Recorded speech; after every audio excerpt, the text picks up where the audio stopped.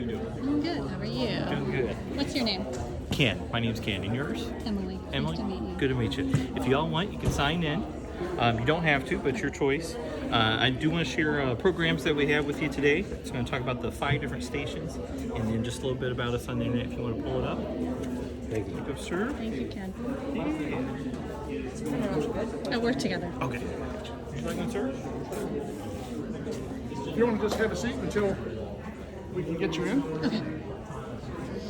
and I can go ahead and give you the spill, so as soon as they move, we can go ahead and go. All right. So my name's Brian. I'm the utility manager at the site, so I handle all utilities, I handle the thermal oxidizer, I handle all the wastewater. So the point of this information session is to talk about our expansion. So our format is we have 5 different stations. Each station has a subject matter expert that will talk about a different topic. We do ask that you please let them go through their discussion, their topic, and then they'll feel free to ask any questions.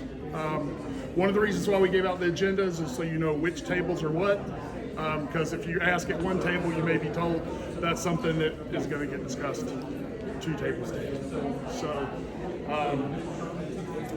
we know that this is a public information about our expansion, but we also know that people do have questions about water distribution, and stuff of that nature. So once you get through the 5 different tables, this last table over here is to handle all those questions.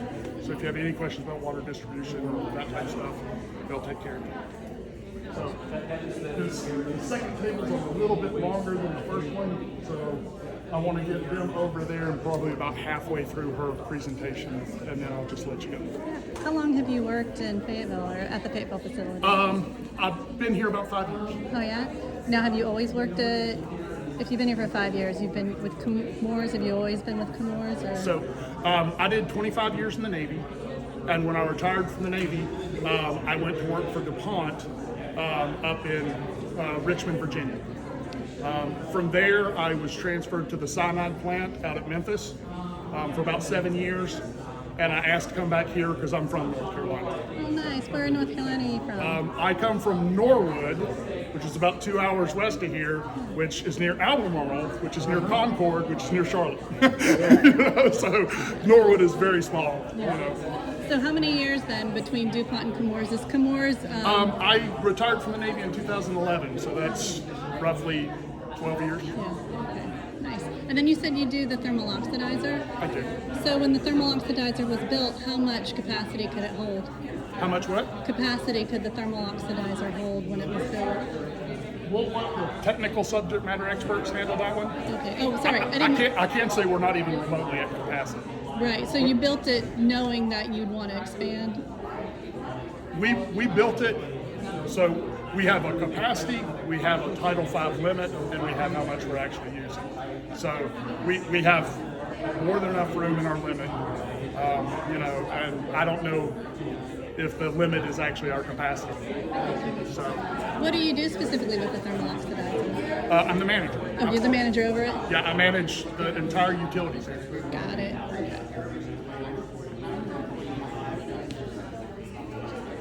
Now, were you on site when it was being built?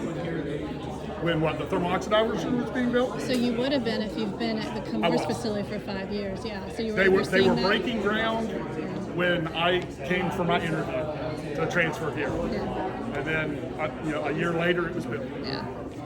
Where do they have other thermal oxidizers? Do they use thermal oxidizers in other facilities? We do.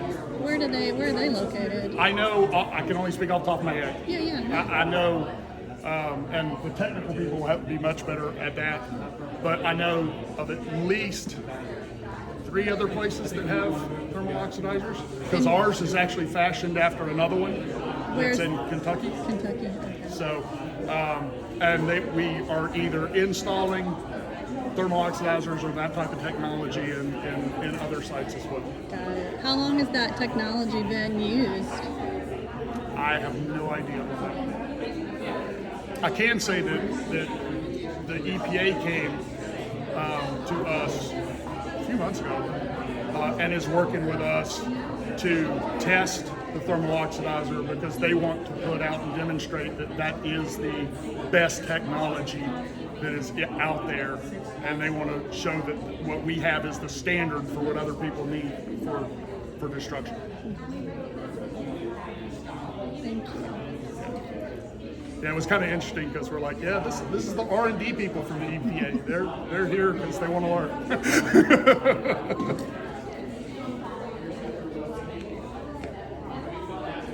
Okay, I think we can go ahead and get started. You know what? Since y'all are the last group, I'll escort you because I haven't got to escort you. Thank you.